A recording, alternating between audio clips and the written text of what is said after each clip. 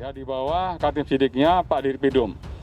Kenapa itu kita lakukan? Dalam rangka untuk efektivitas, efisiensi manajemen penyidikan, agar proses penyidikan yang dilakukan oleh tim sus betul-betul secepatnya bisa kita ungkap terang-terangnya kepada masyarakat, tentunya dengan berdasarkan pembuktian secara ilmiah.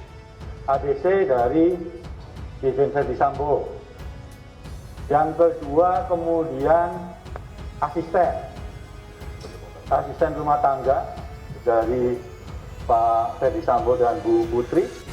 Terus satunya itu tidak datang, yaitu petugas kesehatan yang pada hari Jumat melakukan tes PCR. Soal senjata yang digunakan, terus kemudian peluru dan juga hal-hal lain yang terkait dengan penggunaan senjata maupun peluru itu. Misalnya begini, registernya atas nama siapa senjata tersebut, terus kemudian pelurunya apakah ada yang pecah atau tidak. Kalau ada yang pecah, itu apakah kemudian identik dengan ketemu tidak pecahannya dengan yang lain, begitu bagian peluru yang lain. Terus juga tidak menutup kemungkinan tentu saja soal temuan-temuan lain dari tim khusus kepolisian. Telah memeriksa sampai saat ini 25 personel dan proses masih terus berjalan. Kapolri mutasi 15 petinggi Polri, termasuk Irjen Verdi Sambo. Kapolri Jenderal Polisi Tio Sigit mengeluarkan surat telegram memutasi 15 petinggi Polri buntut kasus kematian Brigadir J. Surat telegram ini bernomor 1628/8/KEP/2022 4 Agustus 2022. Berikut 15 personil Polri yang dimutasi. 1. Irjen Pol Verdi Sambo Kadipropam Polri dimutasikan sebagai Patian Mapolri.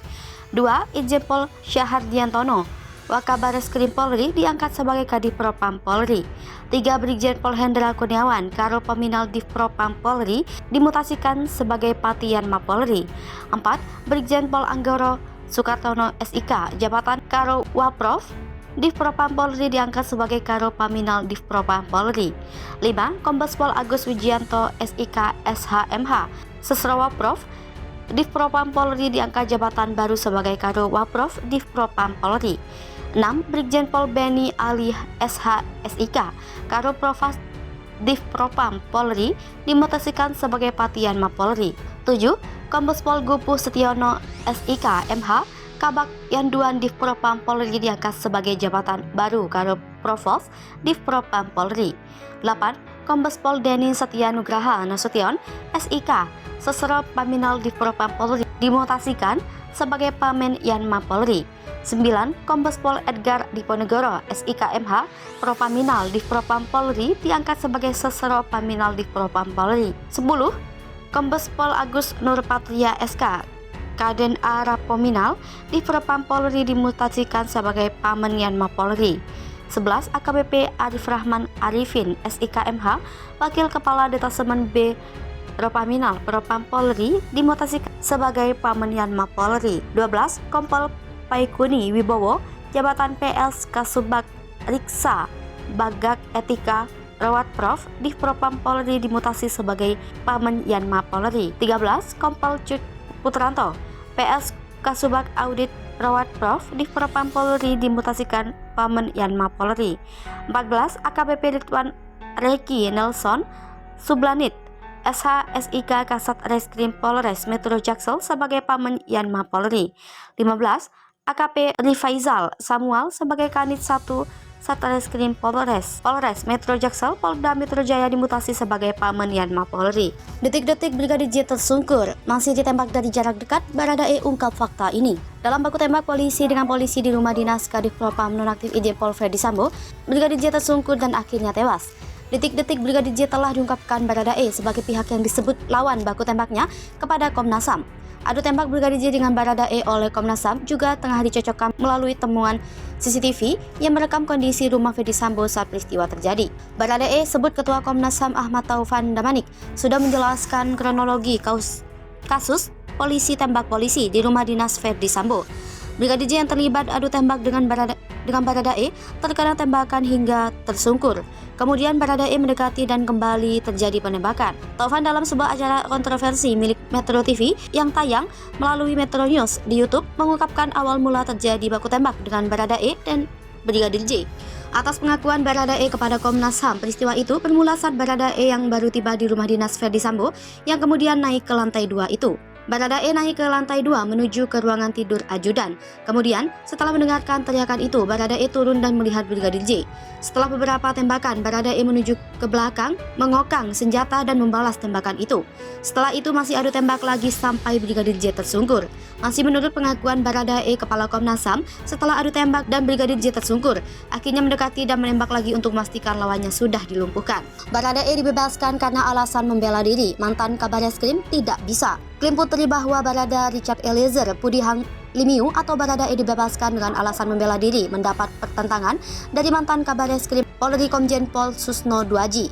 Menurut Susno, Baradae versi politik sudah menembak Brigadir Nofriansah Yosua Huta Barat atau Brigadir J hingga meninggal dunia. Karena itu, lanjut Susno, Baradae wajib ditetapkan sebagai tersangka. Susno menegaskan, terkait peran Baradae sesuai laporan kedua seharusnya menjadi tersangka.